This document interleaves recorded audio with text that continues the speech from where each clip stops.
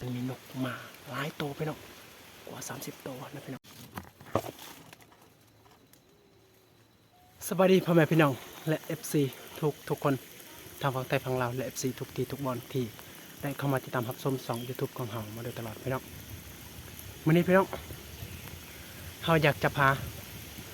พ่อแม่พี่น้องไปติดตามรับชมเฮาก็อยากไปเบิ่งกกไข่นะแต่ว่าเฮาบ่ได้เอามาปืนพี่น้องเฮาบ่ได้เอามาปืน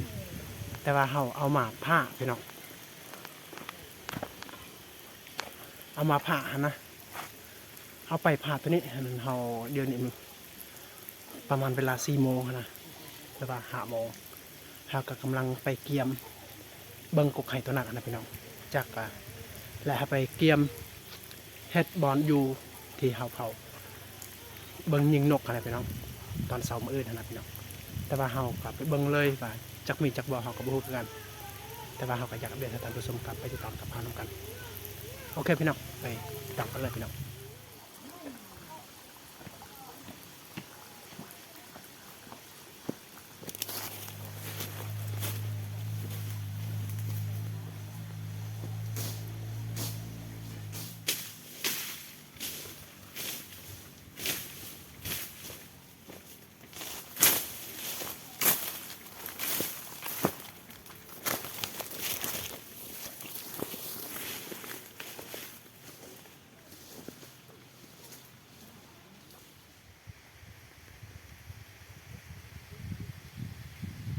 นี่ก็จะแม่นกกไห้ที่เฮาอยากยิงนะพี่น้องมันบ่สูงมันต่ำหั่นนะนี่ปุ่นมันบริเวณที่เฮาได้ทางนะเพื่อให้มันเกี่ยงในบริเวณที่ทางภาษาคนปานฮาร์จือกูไลเวลาเฮายิงเวลาตกมันสะดวกสบายเวลาเฮาไปเก็บนะมันบ่ภาษามันบ่เสียนะพี่น้องภาษาเราเอิ้นว่าบ่เสียภาษาคนมันบ่ปิดแต่นะโอเคพี่น้องเดี๋ยวนี้นะมันมีนกเป่าไปกินมะไข่นี่นะพี่น้องเพราะว่าเฮาก็กำลังไปเกียมบอลที่เฮาอยากอยู่และยิงให้สะดวกสบายนะแต่ว่าเฮาบ่ได้เอามาอาวุธนะพี่น้องก็เลยด้วยนี้นะพี่น้องมันมีนกมาหลายตัวพี่น้องกว่า30ตัวนะพี่น้องบางครั้งสิอัปเดตให้ท่านผู้ชมก็ได้เบิ่งได้เห็นนำกันมันหลายตัวดีเลยพี่น้องนี่ข่าวเสียดายนะบ่ได้เอามาปืนนะ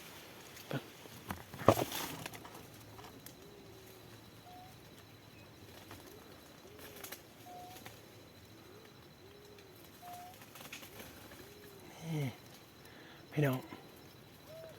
มันหลายลีพี่น้องแต่ว่าเขาบ่ได้เอามาปืนนะพี่น้อง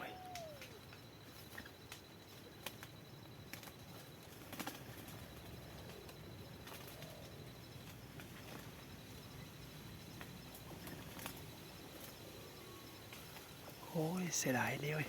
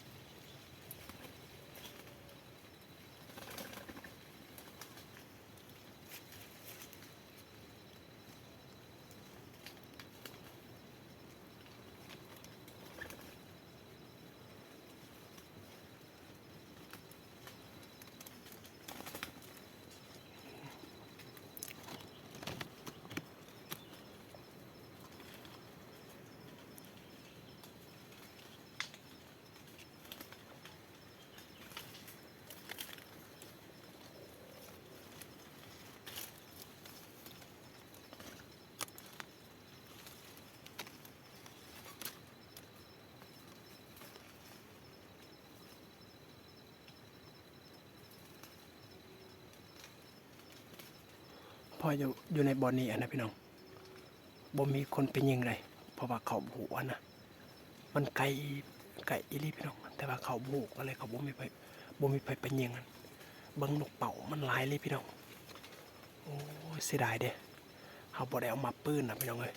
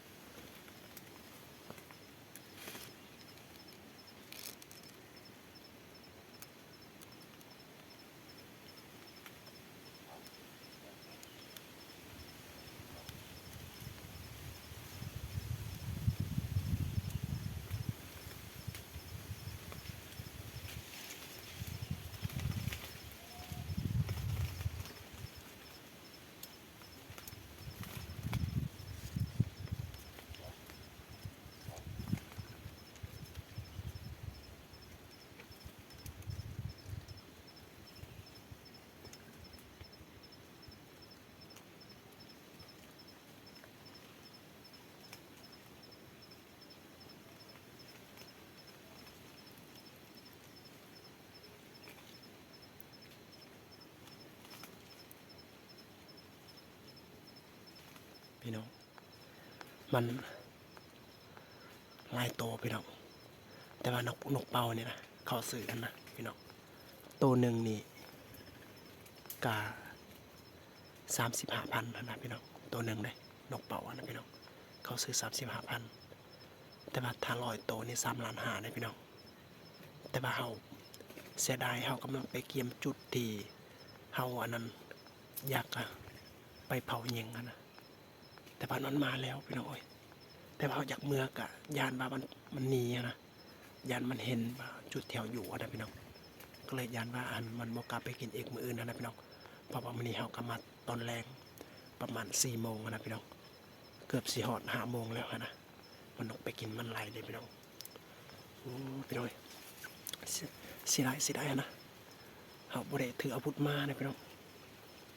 เสียดายพี่น้องเฮาก็อยากเบิ่งอีกต่อไปพี่น้อง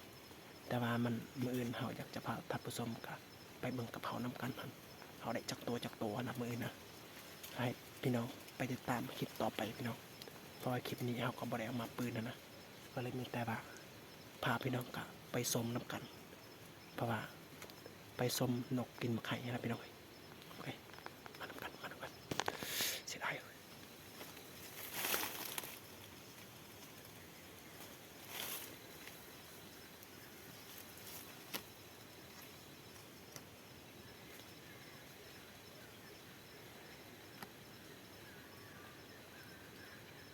โอ้เสียดายพี่น้องเลยเสียงเฮาสำนีกันยังมันบ่นี้นะโอ้มันนี่มันแล้วแต่ว่ายังอยู่เลยถ้าสมมติว่าเอาปืนมานี่ประมาณ10 โตเขาเสียได้พี่น้องนี่นะประมาณ10 โตแน่นอนเขาได้นะนี่มันหลายโตยังอยู่นะบางโตกันนี่บางโตกะยังอยู่นะมันบ่นี้หรอกนะพี่น้องโอ้เห็นบ่มันหลายแท้กบไฮนี่กะบ่สูงพี่น้องตามพอดียิ่งเลยพี่น้องพอดีนะ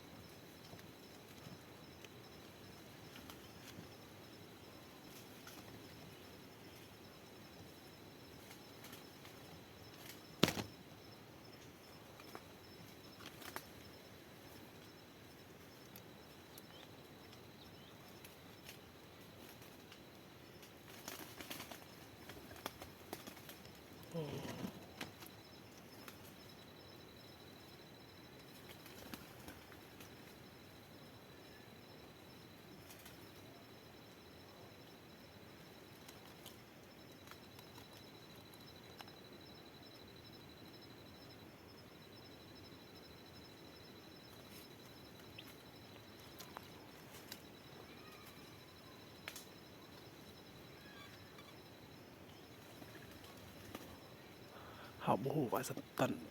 ตอนเช้ามื้ออื่นจักมีจักบอกกับบ่ฮู้กันพี่น้องแต่ว่าสำหรับตอนแรงนี่ก็ตามที่พี่น้องนี่แหละโอ้จนเฮาเสียดายนะนี่มันหลายโตบินไปบินมานะสะดวกสบายมันกินเด้แต่ว่าเฮาก็ได้เกมแล้วนะเพราะว่าบอลใดมันยากมันบังเฮายิงมื้ออื่นเฮาก็ได้ตัดทิ่มแล้วพี่น้องแต่ว่าเสียดายเฮาบ่ได้เอามาปืนถ้าเอามาปืนนี่ก็เสร็จแล้วพี่น้อยเห็นบ่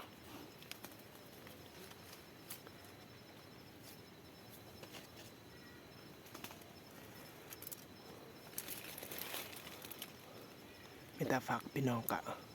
ติดตามตอนมื้ออื่นเด้อพี่น้อยมื้อนี้เฮาก็บ่ทันแล้วนะเพราะว่าเฮาบ่คิดว่ามันมีแบบนี้นะพี่น้องก็เลยเฮาก็บ่ได้เอามาปืนนะเพราะว่าเฮาก็บ่คิดว่ามันสิหลายแบบนี้นะพี่น้องถ้าฮู้ว่าหลายเฮาก็ต้องเตรียมอาวุธทุกอย่างแล้วพี่น้องแต่ว่าเฮาคิดมันธรรมดามันบ่หลายสำนีนะโอ้ถ้าฮู้ว่าสำนีหลายโอ้เฮาเสียมาแล้วพี่น้อยเพราะว่าเฮายิงเด้มันสะดวกสบายเด้พี่น้องบ่ฮู้ว่าการยิงตอนเช้าหรือว่ากับตอนแรงนี่จักตัวใดง่ายกว่านะเห็นบ่ หลายโตพี่น้องมันบินไปหมดแล้วแต่ยังมีหลายอยู่เห็นปะมันบ่ย่านพี่น้องมันยังกินอยู่นะผักมันย่านในเรียนะเสียดายเลยพี่น้อย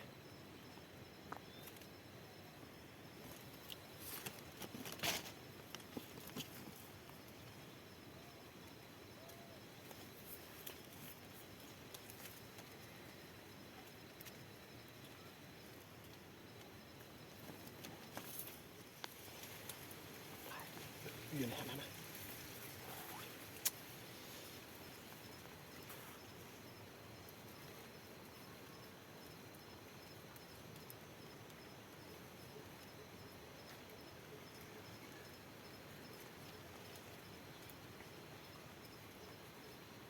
มีแต่นกเป่ามีแต่นกเป่า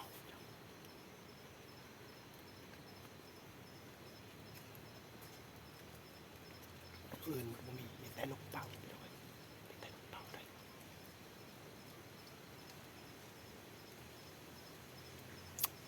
เสียดาย